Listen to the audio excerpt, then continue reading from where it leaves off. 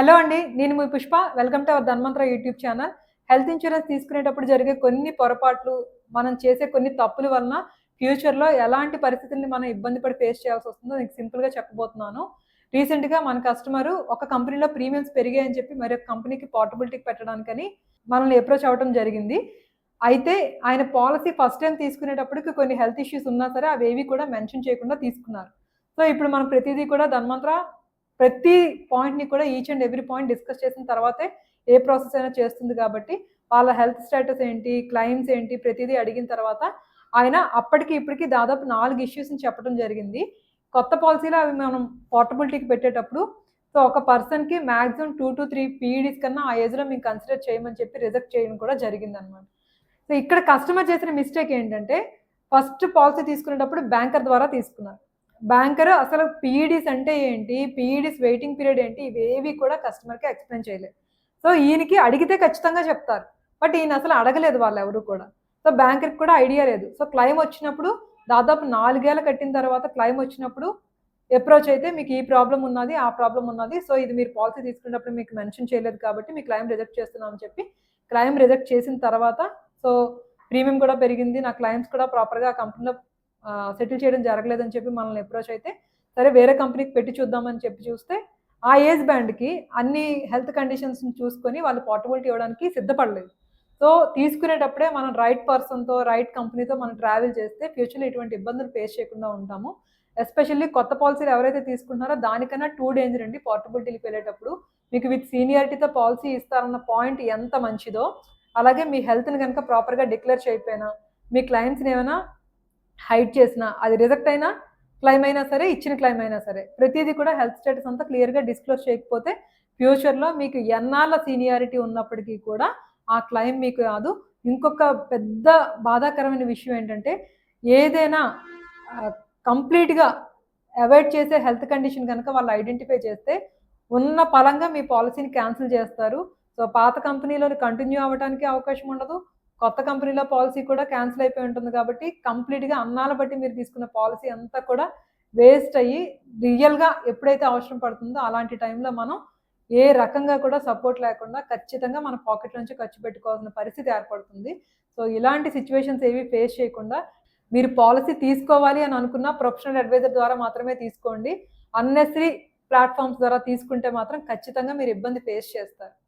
So, portability చేసేటప్పుడు ఇంకొక bigger scam ఏం జరుగుతుంది అంటే, ఎస్పెషల్లీ ఇది మేము ఆన్‌లైన్‌లో తీసుకున్న కస్టమర్స్ దగ్గర చూసామండి.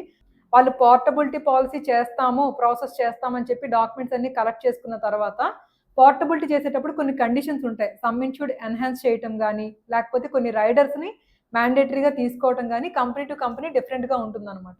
బట్ ఆన్‌లైన్‌లో వాళ్ళు పోర్టబిలిటీ చేస్తామని చెప్పి, ఆ ప్రీమియం అది మన దగ్గర తీసుకున్న, ఆన్‌లైన్‌లో తీసుకున్న ఆల్మోస్ట్ ఒకటే ఫిగర్ ఉంటుంది. కానీ ఫ్రెష్‌గా చేయటం వల్ల కొంత వాళ్ళకి డిస్కౌంట్ వస్తుంది. ఎందుకంటే కొత్తగాళ్ళకేంటంటే ఫస్ట్ కమింగ్ 1-2 ఇయర్స్ పెద్దగా క్లెయిమ్స్ ఉండవు. కవరేజ్‌లో కొన్ని వెయిటింగ్ పీరియడ్స్ అవి ఉంటాయి కాబట్టి ఫ్రెష్ ప్రీమియం కాస్త తక్కువ ఉంటది. పోర్టబిలిటీకి కొన్ని మ్యాండేటరీ రైడర్స్ యాడ్ చేయాల్సి ఉంటుందనమాట. కస్టమర్‌కి అదంతా తెలీదు కదా!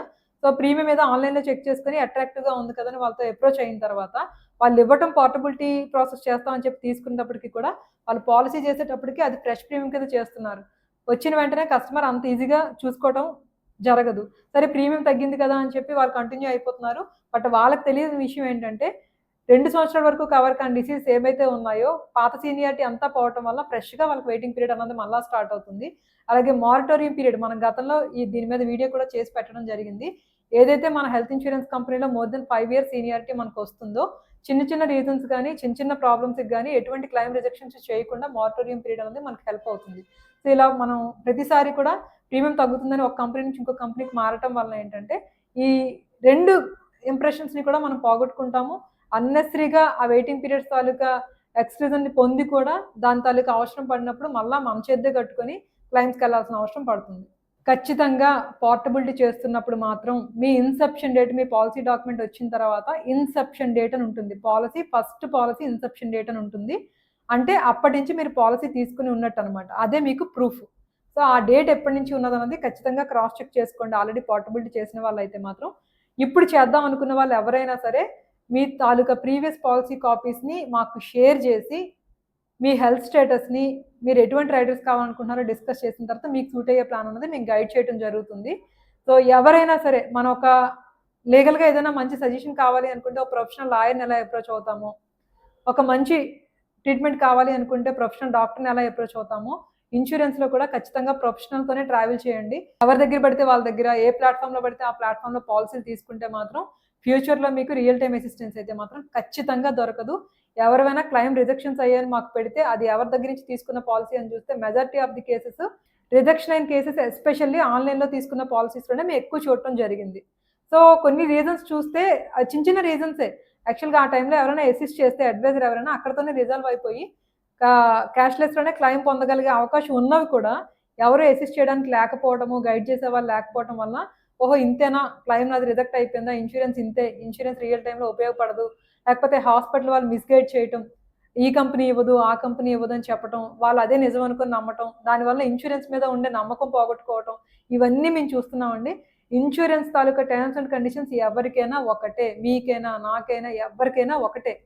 కానీ దానిలో ఉండే టర్మ్స్ అండ్ కండిషన్స్ని మనం అర్థం చేసుకోవాలి. క్లెయిమ్స్కి వెళ్ళేటప్పుడు దాని ప్రకారమే ప్రాసెస్ చేస్తారు కాబట్టి ఆ వెయిటింగ్ పీరియడ్స్ గురించి కానీ, టర్మ్స్ అండ్ కండిషన్స్ గురించి కానీ, క్లాజెస్ గురించి కానీ ఖచ్చితంగా మీకు కొంత అవగాహన ఉండాలి. లేదనుకుంటే ఇమీడియట్గా మీకు ఎవరి సపోర్ట్ అయినా ఇచ్చే వాళ్ళైనా ఉండాలి. సో ఇవి రెండు లేకుండా మాత్రం పాలసీ తీసుకోవద్దు. ఇలాంటి మంచి ఇన్ఫర్మేషన్ కోసం మన ధన్వంతరాన్ని ఎప్పుడు ఫాలో అవుతూ ఉండండి. మీ ఫ్రెండ్స్ అండ్ ఫ్యామిలీకి ఖచ్చితంగా ఈ ఇన్ఫర్మేషన్ని పాస్ చేయండి. ప్రతి ఒక్కరికి కూడా మన వీడియోస్ ఉపయోగపడతాయి. వాళ్ళకి రియల్ టైమ్ అసిస్టెన్స్ అన్నది ధన్వంతరం నుంచి దొరుకుతుంది.